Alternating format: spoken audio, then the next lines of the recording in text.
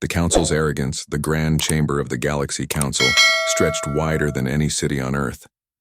The ceiling glowed with artificial stars, designed to remind delegates of the galaxy they claimed to control. Hundreds of alien leaders sat in curved rows, their faces lit by cold blue light, their voices blending into a constant storm of arrogance.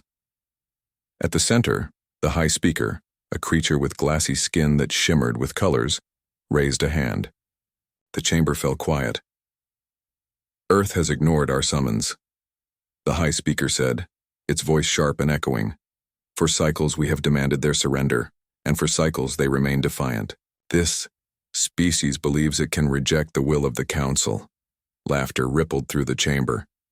A scaled warlord from the Dravkin clashed his armored fists together. "Primitive animals," he said, his deep voice rattling the walls. "They still burn fossil fuels on their planet. They still fight with bullets. They are not worth the effort of diplomacy. Send the fleets and crush them." Others joined in, voices dripping with contempt. A feathered delegate with gold eyes tilted her head. "I find it amusing.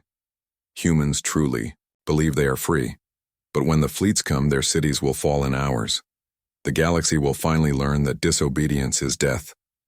One by one, speakers filled the chamber with arrogance, each more confident than the last.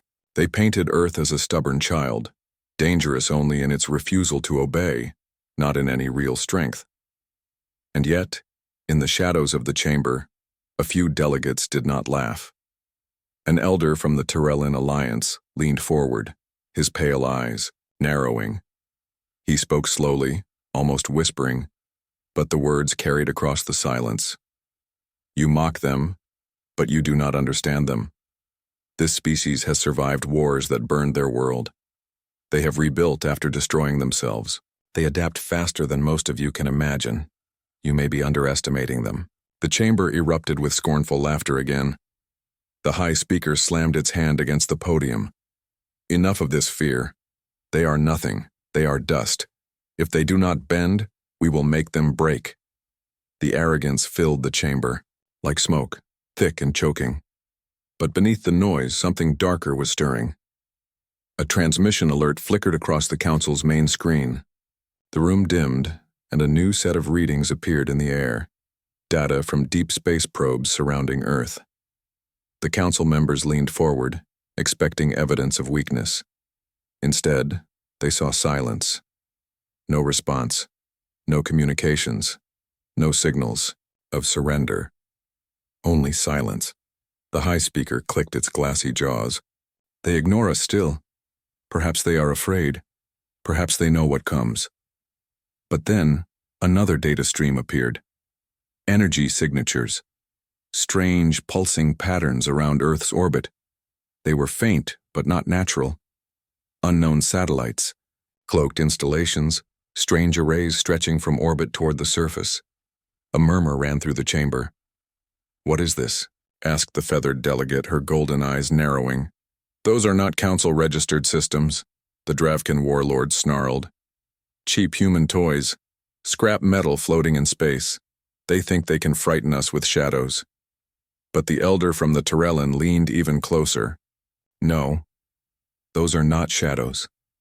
That is preparation." The chamber grew uneasy.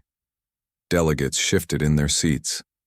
A silence spread, not the silence of peace, but the silence before a storm. For the first time, the laughter slowed. For the first time, the arrogance wavered. One of the Council's analysts, a thin creature with too many eyes, spoke up. Its voice trembled.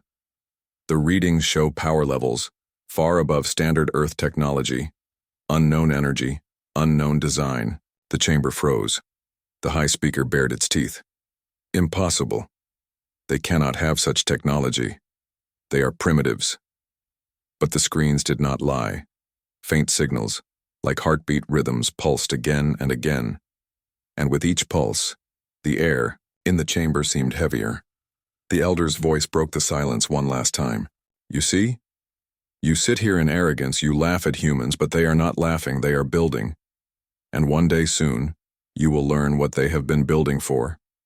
The chamber shook with arguments, shouts, and denial. Voices collided, but underneath it all the unease grew stronger. The arrogance that once filled the room no longer felt like strength. It felt like fear in disguise. And far away, on the small blue planet they mocked, Earth remained silent. Silent, but not still. Earth's silence before the storm. The fleets came first. Across the stars, hundreds of warships began to move, their engines glowing like burning suns as they converged on one small, fragile planet. The Council's command spread wide, and every allied species sent their share of soldiers. Metallic wings cut through the void, their shadows stretching over the stars. News broadcasts echoed through the galaxy. Civilians gathered in plazas, markets, and homes to watch the event unfold on massive screens. For them, it was entertainment. And entire species about to kneel. Commentators laughed, predicting how quickly Earth would crumble. Some said days, some said hours. Yet as the fleets tightened their circle around the blue planet, nothing happened. No Earthships rose to meet them. No transmissions came. No pleas for mercy. Only silence. The silence spread like a plague. Inside the command deck of the Council's flagship, Admiral Sarikar leaned over the glowing maps. His armored body reflected the red light of battle readiness. He expected resistance, desperate humans trying to fight back with their primitive weapons. But instead, his sensors showed nothing. Earth was quiet. Too quiet. Why do they not respond? He growled, his claws tapping against the console. Why do they sit there waiting? His second in command, a thin creature with translucent skin, adjusted its data slate nervously. Perhaps they know resistance is useless. Perhaps they wait for us to strike first. Admiral Sarikar's eyes narrowed. Or perhaps they prepare. The word hung heavy in the air. On the council chamber's great screens, the delegates watched in frustration. "Why do they not answer?" shouted one. "Where are their leaders?" The high speaker hissed, its glassy body glowing with irritation.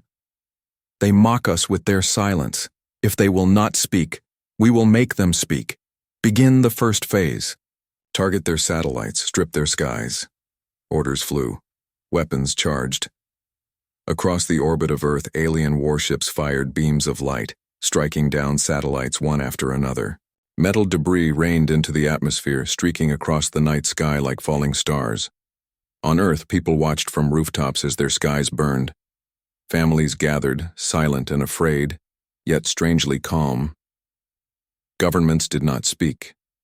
The world leaders who once filled broadcast with speeches said nothing. They simply watched, as if waiting for a signal. The council fleets pressed closer, yet the more the aliens pushed, the more uneasy they became. On one warship, a crew member studied his readings. "Admiral," he whispered, "the planet's power. Grid is shifting, their cities are dimming." "Explain," Sarikar demanded. "Their lights are going out one by one." Across Earth, cities went dark. New York, Beijing, Paris, Karachi, Moscow. Entire skylines faded into black, leaving only shadows. The alien commanders thought it was a sign of surrender.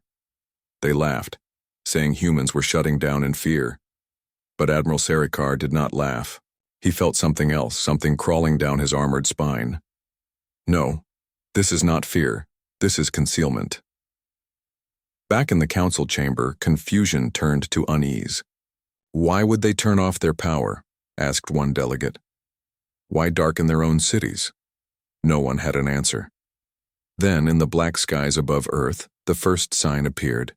A single ship. Small, compared to the massive fleets surrounding it.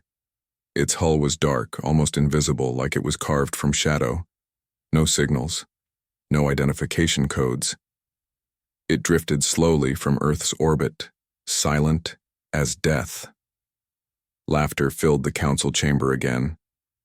This is their defense? One fragile vessel? One shadow against an armada? But the elder from the Tyrellin leaned forward, his voice almost a whisper. "That is not a warship. That is a messenger." The council paused. A messenger? From Earth?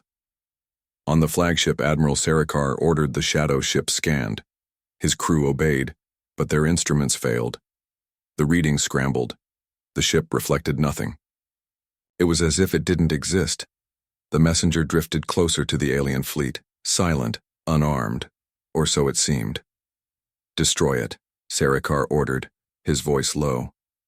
Cannons charged, humming with power. Dozens of ships targeted the small vessel. The void lit with energy fire, and yet, the shadow ship was still there, untouched, unbroken. Gasps filled the alien fleets. Confusion spread. Weapons fired again, brighter, stronger, but the vessel did not burn. It slipped through the blasts like smoke. On the council screens, the delegates leaned closer, their mocking voices gone. The high speaker gripped the podium tightly, its voice sharp with disbelief. Why does it not fall? What are they hiding? Silence. Earth remained silent. The shadow ship remained silent. The fleets, despite their firepower, grew quieter and quieter. And for the first time in the Council's long reign, it was not the humans who feared the silence. It was them. The Retaliation unleashed. The shadow ship floated between the stars like a ghost. Dozens of alien warships surrounded it, their weapons glowing, their crews tense. They had fired at it again and again, yet it did not break. It did not even move. It simply waited. Inside the flagship, Admiral Sarikar's voice cracked with anger. Impossible. Nothing can survive direct fire. What trick is this? His claws scraped the console, sparks flying. Then, without warning, the shadow ship pulsed. A wave of light rippled across its hull, dark metal glowing faintly like embers awakening. The alien scanners went wild, alarms screaming. The crew shouted, as strange energy readings flooded their systems. "What is it doing?" cried one officer. Sarikar stared, his chest tightening. "It is calling." And then, Earth answered. From the black void behind the shadow ship, shapes began to appear. At first they looked like fragments of broken rock, drifting silently. But as they drew closer, their forms sharpened. Towers, arcs, weapons hidden within, steel skeletons, dozens of human-built stations uncloaked from the shadows. Their surfaces were scarred and jagged, as if they were built in secret piece by piece from the ruins of old satellites. They carried no bright banners, no proud emblems, only silence. Silent guardians waiting for the signal. The shadow ship pulsed again, and the guardians woke. Blue fire erupted across the stations. Energy cannons charged, their glow reflecting off the cold dark of space. Missiles, sleek and sharp, slid from hidden chambers. Entire orbital platforms came alive, humming with deadly power. The first strike came swift. One human weapon platform fired a single beam. Thin, sharp, almost invisible. It sliced through a Dravkin battleship like a blade through paper, then the ship split clean in half, its burning remains spinning silently into the void. The alien fleet gasped. Then the second strike came. Dozens of missiles launched at once, streaking with white light. They tore into another group of ships' explosions, bursting across the darkness like sudden suns. The council chamber, watching live feeds, erupted into chaos. Delegates screamed. Some shouted for retreat. Others cursed the high speaker for underestimating Earth. The elder from the Tyrellans said nothing. He simply closed his eyes, whispering as if he had always known this moment would come. "Brutality," the high speaker hissed, slamming its hand against the podium. "They are using brutality." Back in orbit, Admiral Sarikar roared. "Counterattack! Destroy their stations! Bring them down!" The alien fleets fired. Hundreds of cannons lit the sky. Beams and blasts slammed into Earth's hidden weapons. But the stations were not fragile. They were shielded with strange fields bending light and scattering force. Their armor burned but did not break. Then Earth unleashed its full fury. The shadow ship, the first messenger, shifted. Panels on its hull opened, revealing something the aliens had never seen. Not a cannon, not a missile. Something else. The ship released a storm, Thousands of tiny shards like dust glowing with blue fire spread into the void. The aliens thought it was debris until the shards moved. They swarmed like living machines, piercing hulls, cutting engines, tearing apart entire fleets one ship at a time. "They are machines," whispered Sarakar's second in command. "Self-replicating machines." The admiral's voice broke. "They are not primitives." Panic swept through the fleet. Ships broke formation, fleeing in every direction. But the swarm followed, splitting into rivers of destruction. One alien dreadnought tried to charge its planet-killer cannon, aiming at Earth itself. The humans were faster. A missile pierced its core, igniting the weapon before it could fire. The explosion was so bright it blinded sensors for minutes. Civilians across the galaxy watched in shock.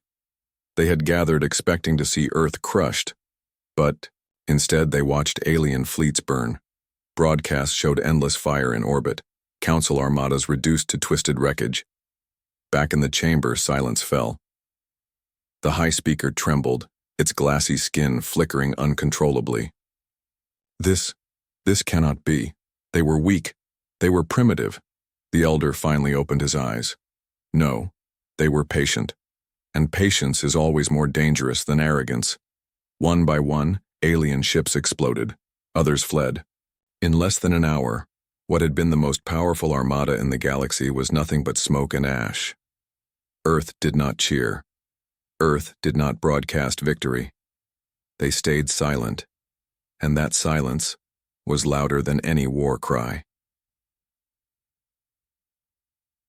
The galaxy frozen. In silence. The battlefield was no longer a battlefield. It was a graveyard. Wreckage drifted in silent orbit around Earth, twisted metal glowing faintly from dying fires. Alien ships, once proud symbols of council power, were reduced to floating tombs. Bodies of soldiers, motionless and fragile, spun slowly through the void. The fleets that had once darkened Earth's skies were gone. In their place was silence. Honor.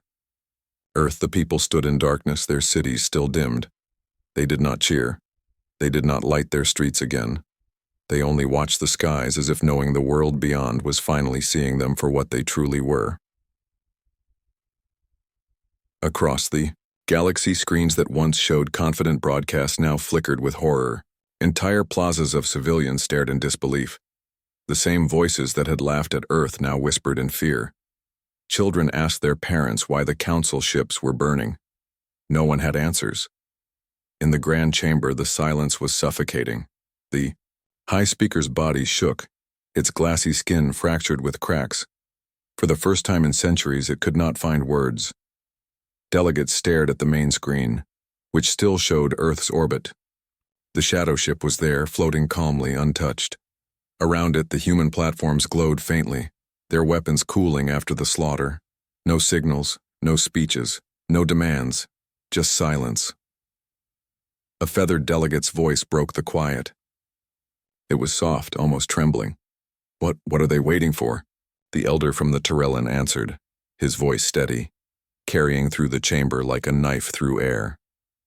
"They are waiting for us to understand." The words sank deep into every alien heart. On the Council's flagship, the few survivors trembled as their broken ships crawled back into formation. Admiral Sarakar's armor was scorched, his voice raw with defeat. He looked at the screens showing Earth's defenses and felt something he had never known: helplessness. "Transmit a surrender," he whispered to his officers. "We cannot face them. Not anymore." But Earth did not respond. Every signal sent toward the planet was met with silence. Every plea, every surrender, every desperate word vanished into the void. The humans did not even acknowledge them. In the chamber, panic spread.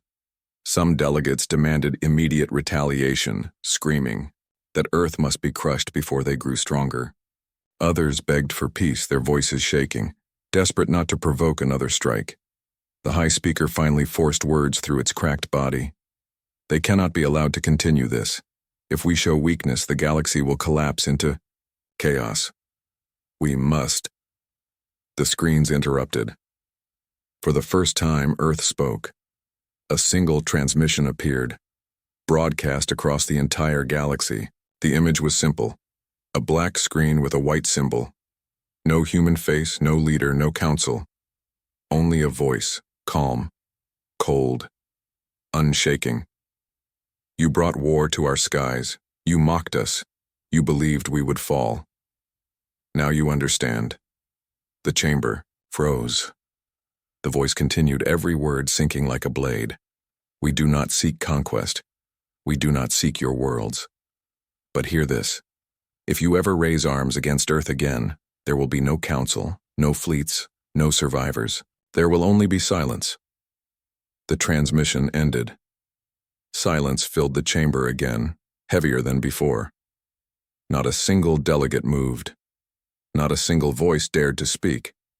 Even the high speaker, broken and trembling, could not rise from its seat. Across the galaxy, the same silence spread. Civilizations that had once mocked humanity now sat frozen, afraid to even whisper the name Earth. The elder leaned back, closing his pale eyes. It is done. The day of arrogance has ended. The chamber remained still, frozen in silence. A new legend begins. The galaxy did not sleep that night. Every world, every station, every colony kept their eyes on the screens that replayed the same vision. Alien fleets burning in Earth's orbit. It was not propaganda. It was not edited. It was truth, raw and terrifying. Children whispered about the blue world that struck back. Traders carried rumors faster than light, each tale more unbelievable than the last. Soldiers who once laughed at Earth now tightened their armor and prayed never to face humans again. And in the Grand Chamber, the Council remained paralyzed. Delegates sat motionless, their faces pale, their bodies trembling. The High Speaker, once, the proud voice of galactic power, had gone silent. No orders came, no threats, no laughter. Only silence, because now they all knew. One message, one strike from Earth could erase them. Admiral Sarikar, scarred and broken, returned to his war world with fewer ships than he had left with. His soldiers no longer sang songs of conquest. They carried shame, and in every whispered report one truth repeated: they are not primitive, they are not weak, they are something else. On distant planets, rebellions stirred. For centuries, the Council had ruled through fear. But now, the fear was not of the Council, it was of Earth. Some oppressed species looked at the blue planet not with terror, but with hope. If humans could stand against the Council, maybe others could too. And yet Earth remained quiet. Their skies stayed dark. Their leaders gave no grand speeches. Their ships did not leave orbit. It was as if they had only lifted their hand to strike, and now kept it hovering, still and waiting. This silence became its own kind of legend. In markets, stories grew. Some said Earth had ancient weapons buried deep within its core, waiting to be unleashed. Others whispered that humans were not only survivors of their own wars, but that they had made war itself into an art. No one knew the truth, and Earth did not care to explain. The elder from the Trellin, who had warned the chamber before the slaughter, returned to his world with heavy steps. His students gathered around him, demanding answers. He gave them only one. Humans have always lived, with fire. They carry it in their blood, and now the galaxy has seen that fire. Generations would remember those words. Back on Earth, families who had watched the skies burning did not celebrate. They rebuilt quietly. They mourned their dead in silence. But they also stood taller. For the first time in history, the whole world had faced the galaxy, and the galaxy had bowed. In the deepest halls of the Council, where the most powerful once laughed at human weakness, now stood silence. No one dared to suggest another attack. No one dared to mock. The memory of burning fleets was carved into every mind. And when lesser civilizations asked why the Council had stopped expanding, why they no longer pressed their weight on fragile worlds, the answer was always the same: because of Earth. The legend grew. Children across distant planets played games where they pretended to be humans, fighting impossible odds. Soldiers carved Earth's name into their armor as a charm. Even enemies who hated them did so with respect, never with mockery, for damn. The first time the galaxy agreed on something, Earth had changed everything. But on the blue planet itself, humanity remained silent. They did not speak. They did not boast. They only waited, their shadow ships drifting like silent sentinels in orbit, and so the galaxy held its breath, because legends are not made by words. Legends are made by silence, and by the fear that silence leaves behind. Earth had given them both, and the galaxy would never forget.